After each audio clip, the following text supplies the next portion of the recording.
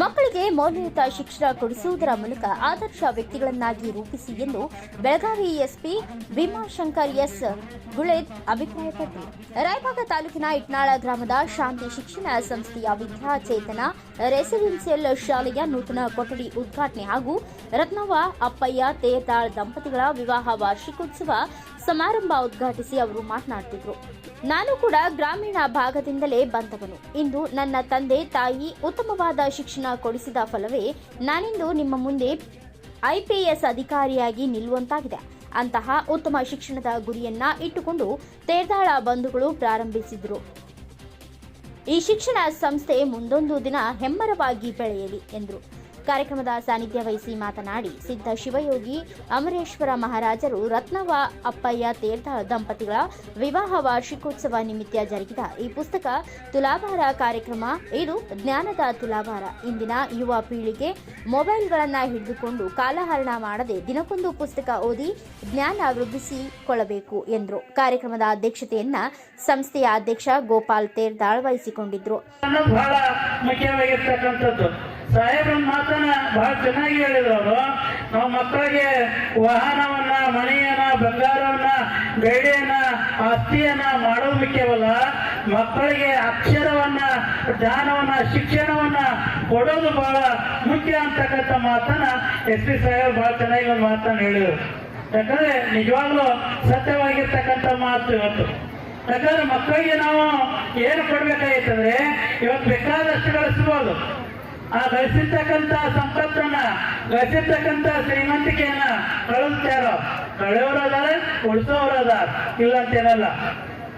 ಆದ್ರೆ ಆ ಮಕ್ಕಳಿಗೆ ನಾವು ಶ್ರೀ ಸಂಪತ್ತ ಐಶ್ವರ್ಯ ಕೊಡೋದಕ್ಕಿಂತ ಆ ಮಕ್ಕಳಿಗೆ ಒಳ್ಳೆ ಶಿಕ್ಷಣವನ್ನ, ಒಳ್ಳೆ ಸಂಸ್ಕಾರವನ್ನ ಕೊಟ್ಟರೆ ಆ ಮಕ್ಕಳು ಪ್ರಜ್ಞಾವಂತ ಮಕ್ಕಳು ಆಗ್ತಾರೆ ಅಂತಕ್ಕಂಥದ್ದನ್ನ ನಾವೆಲ್ಲ ಹೆಮ್ಮೆಯಿಂದ ಹೇಳ್ಬೇಕಾಗುತ್ತೆ.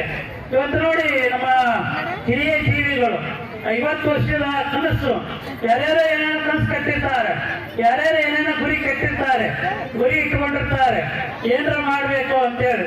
ಒಂದು ಕಾರ್ಖಾನೆಯಾರ ಕಟ್ಟಬೇಕು, ಒಂದು ಕಂಪನಿಯಾರ ಕಟ್ಟಬೇಕು, ಅಥವಾ 100 ಎಕರೆ ಹೊಲವನ್ನ, ಆಸ್ತಿಯನ್ನ ತಗೊಳ್ಕೊಳ್ಬೇಕು ಅಂತೇಳಿ ಎಷ್ಟೆಷ್ಟೋ ಜನ ಒಂದು ಕನಸನ್ನ ಕಟ್ಟಿರ್ತಾರೆ, ಆಸೆಯನ್ನು ಕಟ್ಟಿರ್ತಾರೆ.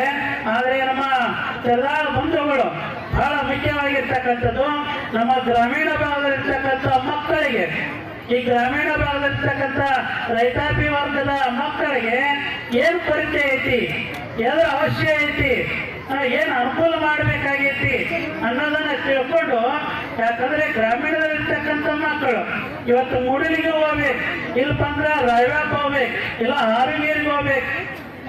ಈ ರೀತಿ ಇರ್ತಕ್ಕಂಥ ಮಕ್ಕಳಿಗೆ ಒಳ್ಳೆ ಶಿಕ್ಷಣವನ್ನ ಕೊಡುವ ನಿಟ್ಟಿನೊಳಗ ಇವತ್ತು ನಮ್ಮ ಎಲ್ಲ ಬಂಧುಗಳು ಏನ್ ಮಾಡಿದ್ದಾರೆ ಅಂದ್ರೆ ಎಲ್ಲರೂ ಕೂಡಿಕೊಂಡು ಒಳ್ಳೆ ಮಾದರಿಯ ಶಿಕ್ಷಣವನ್ನ ಕೊಡುವಂತ ಕೆಲಸ ಮಾಡಿದಲ್ಲ, ಅದು ಬಹಳ ಮುಖ್ಯವಾಗಿರ್ತಕ್ಕಂಥದ್ದು, ಅಷ್ಟೇ ಅದ್ಭುತವಾಗಿರ್ತಕ್ಕಂಥದ್ದು. ಬರ್ಬೇಕಾದ್ರೆ ಘೋಷಣೆ ಬರ್ತಾ ಇತ್ತು. ಇವತ್ತಿನ ಕಾಲದಾಗೂ ಪ್ರೈವೇಟ್ ಸ್ಕೂಲ್ ಅದು ಹಳ್ಳಿಯೊಳಗೆ ನಡೆಸ್ತಾರಂದ್ರೆ ಭಾರಿ ಒಳ್ಳೆ ಕೆಲಸ ಮಾಡ್ತಾ ಇದ್ದಾರೆ ಅಂತೇಳಿ ಇಲ್ಲಿ ಬಂದ್ಮೇಲೆ ಈ ಶಾಲೆ ನೋಡ್ಬಿಟ್ಟು ಮತ್ತಿಷ್ಟು ಖುಷಿ ಆಯ್ತು. ನಾವು ಸಣ್ಣವರಿದ್ದಾಗ ಇಲ್ಲೇ ಬಿಜಾಪುರ ಒಳಗೆ ಇರ್ತೀನಿ, ಬಿಜಾಪುರ ಜಿಲ್ಲೆ. ಊರೊಳಗೆ ಚಲೋ ಶಾಲೆ ಇಲ್ಲ ಅಂತೇಳಿ ನಾವು ಊರು ಬಿಟ್ಟು ಬೇರೆ ಕಡೆ ಶಾಲೆ ಕಲಿತು ಇವತ್ತು ಒಂದು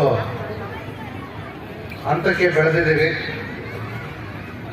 ಆದರೆ ನಮ್ಗೇನಾದ್ರು ನಮ್ಮೂರೊಳಗೆ ಇಷ್ಟು ಚಲೋ ಶಾಲೆ ಇತ್ತಂದ್ರೆ ನಿಶ್ಚಿತ ಅಂದ್ರೆ